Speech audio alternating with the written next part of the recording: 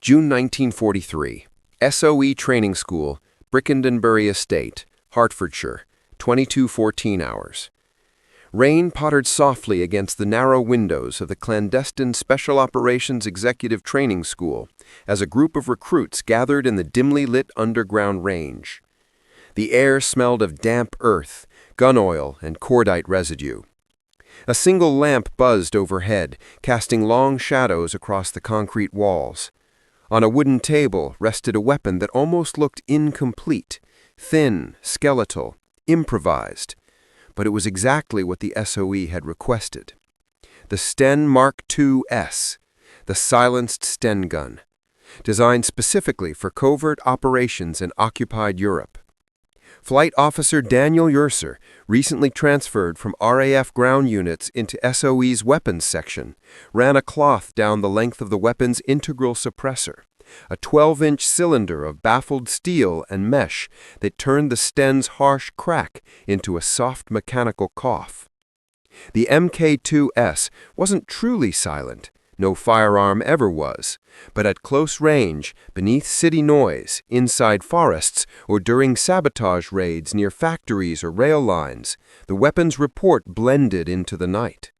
A German sentry could be shot from 20 meters away, and the next guard might hear nothing more than a muffled thump. Mercer set the weapon down and stepped back as Major Harold Wainwright, the school's chief instructor, addressed the gathered agents, men and women being prepared for missions in France, Norway, Denmark, and the Netherlands. Most had learned to operate the standard Sten Mk II earlier that week, but tonight was different. Tonight they trained with a weapon used only in the darkest corners of the war. "This is the Mk II, Wainwright said, tapping the suppressor, issued exclusively for sabotage and assassination missions. The Germans call it the Silent Death." He wasn't exaggerating. Reports had reached London, quietly, through intelligence channels, that German patrols had found bodies of sentries with no sign of a firefight and no bullet sounds reported by nearby units. The Sten Mk II, though crude in appearance, was achieving what it had been built for. Mercer handed the first recruit the weapon. She was French, Marie Fournier, daughter of a railway engineer, trained for infiltration into the Vichy-controlled rail yards near Reims.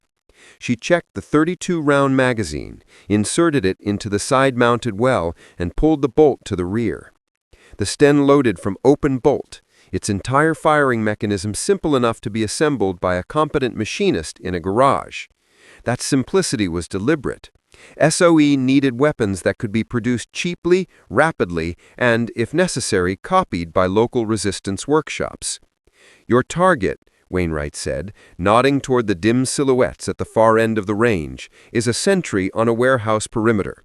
No shouting, no alarms. One shot, center mass." Mercer flicked off the overhead light. The range plunged into darkness, except for a faint red glow from a hooded lamp above the targets. Marie exhaled slowly, raised the Sten, and fired. Thump. The suppressor worked. The recoil was soft, almost gentle. The target barely jerked. A bird outside tapped once against the window frame, startled by the movement, not the sound. Mercer nodded with approval. "Good. Again." Marie fired 2 more shots, controlled, quiet, precise. The Sten Mk II required discipline. Rapid fire overheated the suppressor, degraded accuracy, and risked burning out the mesh baffles. The SOE agents were taught to fire single or double taps only. Silence was the real ammunition. Another recruit stepped forward, a Dane, then a Polish sapper, then a Norwegian who had escaped through Sweden. One after another they practiced until the suppressors began to warm and the faint metallic smell of heated steel filled the room. Wainwright switched on the lights. "You'll each receive one of these before deployment," he said. "Keep the suppressor clean, keep the magazines loaded with standard 9mm, and remember, if the Germans find these on you, you won't be treated as soldiers."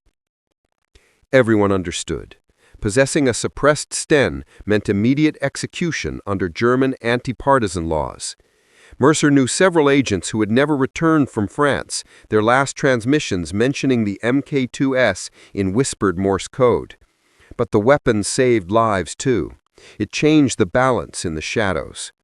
Wainwright continued the briefing with specifics: how to protect the suppressor from mud, how to fire from within buildings to minimize echoes, how to avoid stovepipe jams from the open bolt system, how to handle the weapon's side-mounted magazine so it didn't pull shots left. The recruits listened without a word. They knew what awaited them on the other side of the channel: Gestapo patrols, curfews, compromised informants, collaborators, and death. The silent Sten would become a lifeline. When the session ended, Mercer remained alone in the range, performing one final inspection on the 12 Mk2S guns destined for upcoming missions. Several would go to French maquisards preparing to blow rail lines around Limoges. Others would accompany Norwegian resistance teams sabotaging hydroelectric infrastructure. One would be dropped to a Dutch wireless operator who had already dodged German detection twice. Mercer ran this hand across the suppressor of the last one on the rack. Cold steel. Simple. Deadly. He thought of the German reports, the ones intercepted via Ultra, references to the British silent gun, to patrols found dead without hearing a shot, to officers insisting sabotagers must be using crossbows or knives. They weren't. They were using the Sten Mk II, and soon the recruits who trained tonight would take these weapons into occupied Europe, moving through the shadows, striking quietly, and disappearing into the dark. The next phase of their mission would begin at dawn, when they received their final briefing on the operation that would take them behind enemy lines with the silent gun in their hands. July 10th, 1943. Occupied France. Outskirts of Reims, 0137 hours. A thin mist clung to the railway yards as Marie Fournier crawled through the tall grass beside the main embankment, the suppressed Sten Mk II strapped across her chest, wrapped in a burlap sleeve to hide its distinctive silhouette. The yards ahead, Reims-Montlhéry, were one of the most heavily used German rail nodes in northern France, channeling troop trains and fuel convoys toward Normandy, Belgium, and the industrial Ruhr. For months, SOE had tried to disrupt the scheduling, but German patrol density had made explosives nearly impossible to plant. Tonight, that changed. Marie had been sent in with a 3-person sabotage cell, 2 French railway workers hostile to the Germans, and 1 former sapper from the British Royal Engineers. Their mission was to disable a key switching junction before dawn without alerting the entire garrison. Noise was death. That was why she carried the silent Sten. She reached the edge of a drainage ditch and froze. 2 German sentries stood less than 20 meters away, beside a coal shed, their rifles slung casually, talking quietly and stamping their feet against the cold. A 3rd guard patrolled between the rail tracks, lantern swinging. The sound of distant freight wagons shunted by a small locomotive masked much of the ambient noise. Perfect cover if she moved correctly. She whispered into her throat mic. 2 guards near the shed, 1 moving northbound on track 3. The reply crackled in her ear. Understood. You take the pair, quietly. She slid the Sten from its sleeve, inserted a fresh magazine, and pulled the bolt to the rear with a soft metallic click swallowed by the wind. The suppressed Mk II was not built for long-distance accuracy, but at this range, 15, maybe 18 meters, it was more precise than it needed to be.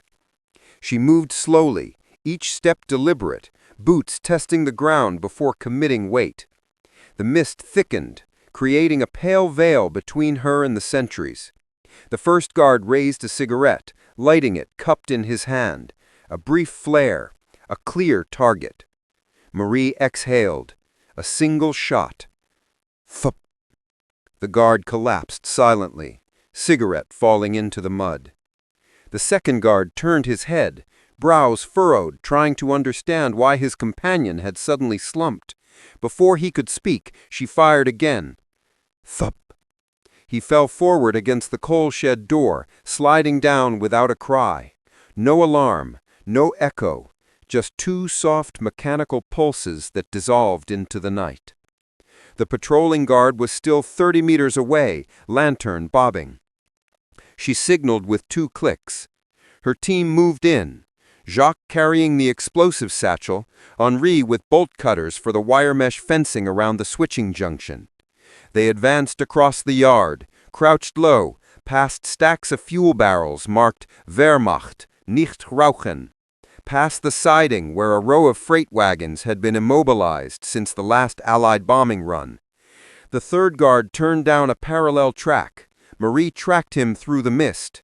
His lantern swung like a metronome, 15 seconds one way, 15 back. When he reached the far end of his pacing route, she moved. Quiet, quick, before he completed his turn. She raised the Sten. 1 shot. Thup. The guard stiffened and dropped, the lantern rolling away and dimming in the grass. Silence returned. Jacques and Henri slipped through the wire fence after Henri clipped the last strand. Beyond it lay the switching control box, an elevated steel cabinet controlling 3 separate lines. Blowing this junction would derail traffic for days and force the Germans to reroute trains east, slowing troop movements massively. Jacques unpacked the charges. 2 kilograms of Nobel gelignite, enough to mangle the rails and the switching plates. Marie covered them, scanning the shadows. The Sten felt warm now, the suppressor retaining heat after repeated shots. Overheated suppressors could degrade, but she had only fired 3 rounds, well within safe limits. A low rumble vibrated the steel rails. Henri held up his hand. Train coming. They crouched low. A locomotive appeared through the fog, rolling slowly, steam hissing, towing flat cars loaded with fuel drums and ammunition crates. Not an armored train, but dangerous cargo nonetheless. The locomotive stopped near a fueling tower. 2 mechanics descended with hoses. A German NCO stepped out of the cab, lighting a cigarette. Jacques' eyes widened. We don't have time to wait. Patrols will change soon. Marie studied the scene. Too many eyes, too much movement, but the Germans were all facing the locomotive, not the switching junction. They had 1 chance, no more. We plant the charges now, Marie whispered. Fuse set to 90 seconds. Move east after detonation. Jacques nodded. He slid the gelignite into the base of the switching mechanism, attached the detonator, and set the fuse. 90 seconds, he repeated. No mistakes. Henri slipped back through the fence first. Jacques followed. Marie remained behind them, ensuring no sentry appeared unexpectedly. She counted silently. 80 seconds. 70. 60. Every number punctuated by the soft hiss of steam and the hum of the diesel generator near the fueling tower. At 40 seconds, a German mechanic turned toward the switching junction, squinting. He took 1 step in Marie's direction. She raised the Sten. Thup! The guard fell soundlessly between the rails. No one noticed. 30 seconds. Move! She whispered harshly. They sprinted across the yard, staying low. 20 seconds. 15. 10. The explosion erupted, not with a thunderous roar, but with a deep metallic whoomph. The gelignite shredding the switching plates and tearing the junction apart in a burst of sparks and clattering steel. The locomotive lurched violently. Fuel drums toppled. Shouts filled the yard. Marie, Jacques, and Henri vanished into the darkness as German soldiers scrambled, unaware of who or what had struck them. They crossed the drainage ditch and disappeared into the forest beyond the railway. Hours later, in a safe house attic, lit only by a single candle stub, Marie field-stripped the Sten Mk II, cleaned the suppressor baffles, and reloaded the magazine. The mission had succeeded. German rail traffic would slow for days, maybe longer. And somewhere in occupied France, whispers would circulate among German troops about the invisible attackers who killed sentries without a sound. The silent gun had spoken, and the Germans still didn't know what it was. July 11th, 1943. German search grid. Reims forest sector, 04:52 hours. The first gray light of dawn filtered through the canopy as Marie Fournier and her team pressed deeper into the wooded ravine west of Reims, mud clinging to their boots and every breath burning in their chests from hours of running. Behind them, the distant echo of German truck engines drifted across the countryside, columns of Wehrmacht troops combing the rail lines after the night's sabotage. The Sten Mk II hung across Marie's chest, its suppressor still faintly warm from the 3 shots fired hours earlier. She kept one hand on the weapon at all times. It was their only advantage now. Jacques raised a clenched fist. Halt! Marie froze instantly, dropping into a crouch beside a fallen oak. Through the underbrush, she could see a German patrol entering the forest clearing ahead. 6 soldiers, one with a tracking dog straining against its leash. They were sweeping the exact direction the team had taken. If the dog caught their scent, it was over. Jacques mouthed silently, "Diversion?" Marie shook her head. A diversion would reveal their position. They had only one path left, silence. She pointed to a narrow slope leading to a dry creek bed. Henri nodded and began sliding down slowly, careful not to disturb the loose stones. Marie followed, placing each step with precision. The dog barked once, ears perked. A German corporal hissed at it to quiet down. Too late. The animal lunged toward their direction, pulling its handler forward. Marie lifted the Sten, finger brushing the trigger guard.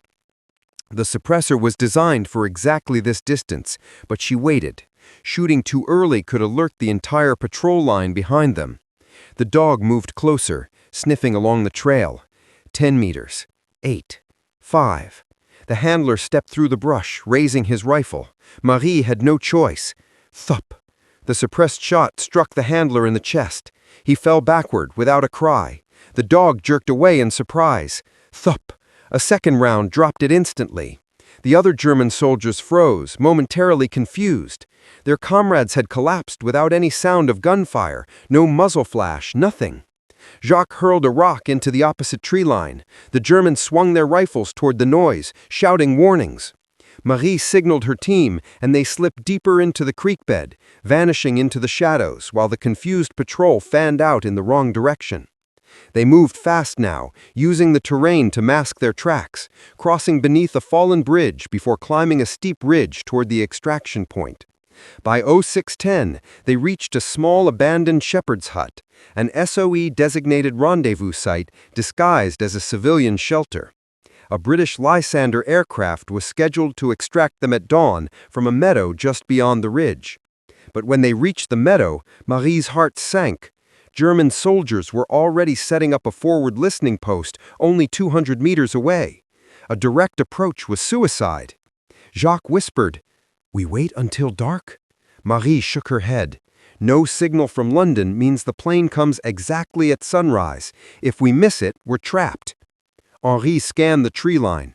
"We can circle around, but we'll need a distraction." Marie knew what that meant. Risk something small to save something larger. She looked down at the Sten Mk II. The silent gun had protected them so far, but now it needed to guide them one last time. "I'll go," she said.